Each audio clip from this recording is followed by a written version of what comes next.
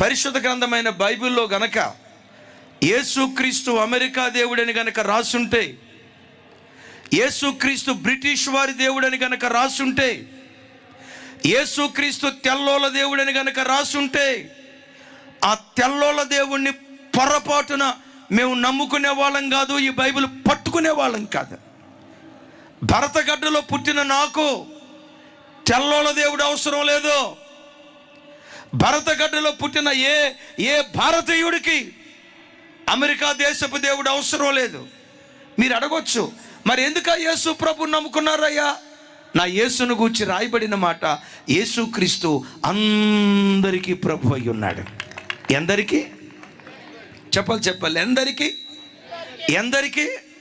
నాసికా రంధ్రాలలో ఊపిరి ఉన్న ప్రతి మనుష్యునికి ఒక్కడే దేవుడు, అందరి దేవుడు అని పిలువబడే ఒకే ఒక్క దేవుడు